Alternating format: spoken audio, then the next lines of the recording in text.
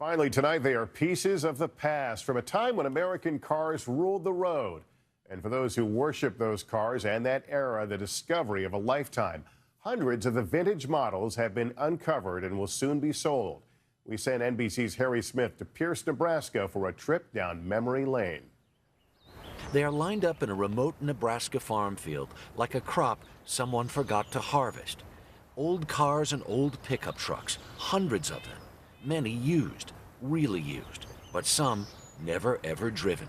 I have seen grown men cry in places like this. Oh, yes. Yvette Vanderbrink is an auctioneer who grew up at racetracks and car sheds. She says she has rust in her blood. To anyone driving by, this probably looks like a highly organized junkyard. It is anything but.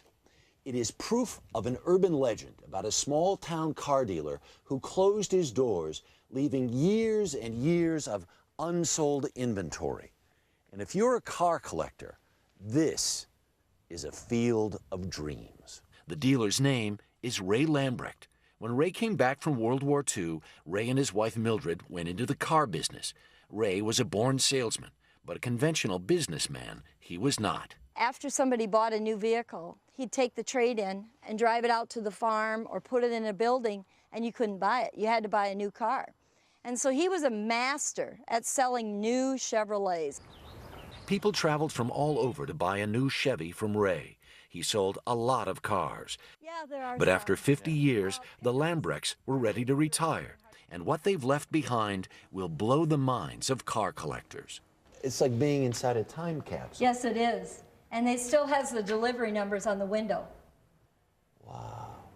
Ray and Mildred, now in their 90s, their health frail, figured it was time for one last closeout sale. I've been looking for one of these. Yeah, Yvette will auction off all the cars, as is, the last weekend in September. So they will come by the thousands next month to see for themselves. The legend was true. There is a Holy Grail, and it looks like an old Chevy. Harry Smith, NBC News, Pierce, Nebraska.